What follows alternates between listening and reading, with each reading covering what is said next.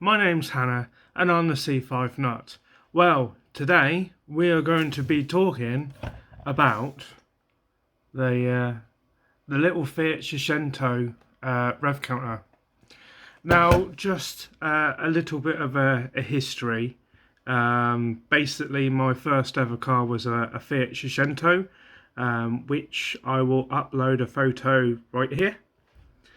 I had this car, I bought it in 2003, December 2003, and I bought it completely broken. It was a Citymatic, which basically means it had a 5-speed manual gearbox, but no clutch pedal. It was all done electrically, and the old hydraulic pump had failed on it. Now this one was a 99 plate, so back in 2003 it was only 4 years old, and when I first got it, I'd done 30,000 miles, I think it was. So anyway, I took it back home, and me and my biological father spent about 3 months trying to come up with a solution to the problem. Now, on the Fiat forums, I am my name on the Fiat forum is Fiat Seicento Expert. I was one of the very first few people to come up with a solution for the Citymatic gearbox. You can get the replacement pumps, but they're about £1,500 to about £2,000 for the pump. Now, after I did my car and put it on the Fiat forums, someone from the Fiat forum back in 2004 messaged me and said they got the same issue. Can I actually help them out? Now, with the Citymatics, it has a different ECU, and that basically acts as an immobilizer for the engine. So if there was a fault with the gearbox, it will actually shut off the engine, and I actually come up with a bypass for that. So sure enough, this guy came, I think it was all the way from Sheffield, brought it all the way down to Plymouth for me to fix. I had that engine started literally within 10 minutes of him turning up, and I had it for the whole weekend. So literally from Friday evening all the way to, I think it was Sunday morning. So basically the whole weekend I've just fixed this guy's car, and yeah, happy days. Right, well, today we're not going to talk about the history. We're going to talk about this rev counter. Now, this rev counter is standard on the sporting models. My little black car is an S model. It's very basic, or it was until a couple of years ago when I changed all the bumpers, and basically it's near enough an SX. Now, if you know your Fiats, especially Seicentos and things, you know that the S is just a basic model. It's got no electric window, no electric windows, no central lock-in, none of that. But yeah, this is the one I had. Right, now the Citymatic, which is an SX with a manual gearbox without a clutch pedal.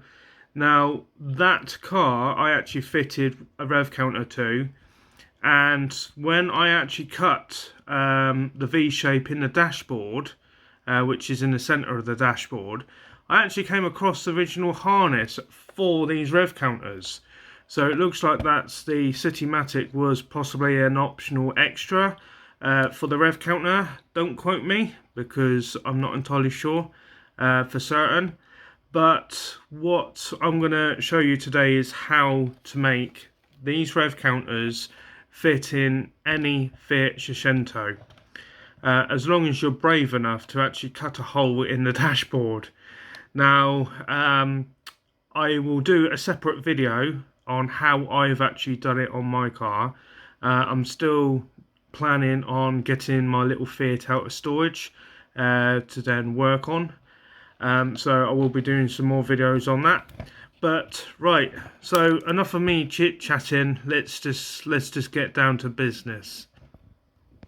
Right, so as you can see, there's nothing to it really. There's only 4 wires and things. Now, if you were to go down to the local scrapyard and it's actually in the car itself, you should be able to pop these little covers off. You can use a flat-headed screwdriver to get in there and just pop the cover off.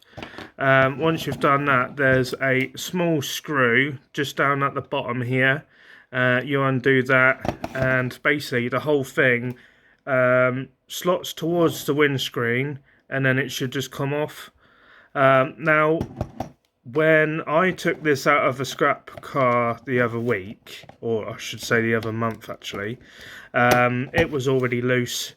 As you can see, someone's done a really crap job of painting it. I only bought this purely for doing this video, so I'm not entirely sure what's going to happen after I played around with it. It'll probably go into storage. Who knows? Right, okay, so yeah, so you've gone down to the scrapyard, and you got the rev counter. What you want is sort of a couple of inches of cable. So basically, we go through with the black wire is going to earth. So you found an earth point somewhere on the car, and you've basically connected that to the earth. The blue wire actually goes to the driver's side. It connects to fuse number 22. And it's a 10 amp fuse. The yellow and red wire, which is this one here, that will go to your side lights. So you can actually find this type of wire just down from the center console, where it's got your dials for the fan controls and things. You will see quite a few of these yellow and red wires around that area, so you can easily connect it to one of them. And lastly, this red and black wire actually goes into the engine ECU underneath the bonnet. Okay, so as you take this fabric tape off, that will allow the outer sleeve to slide out.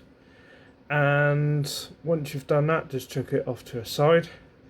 Right, so what you want to do is you want to look very closely, and you should be able to see some numbers down on the side of the black plastic.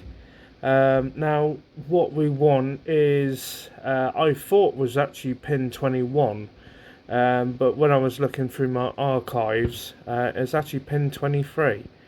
So what you want to do is you want to pull the wire back, find out where that wire is, and basically connect it up from there.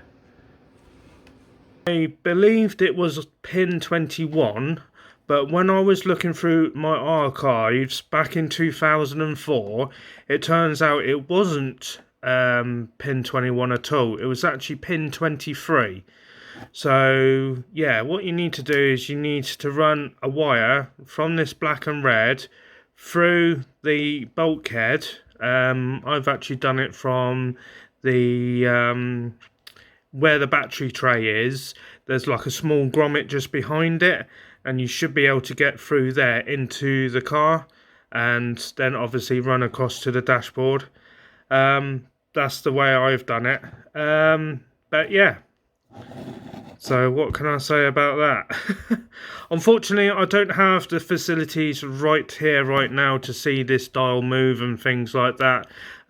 It's something I'm going to possibly do at a later date when I get a bit bored during winter time. But yeah, like I said, this is only just a quick short video on how to make these rev counters work on your Fiat Seicento. Well, this is a very, well, so far I think it's about 15 minutes long.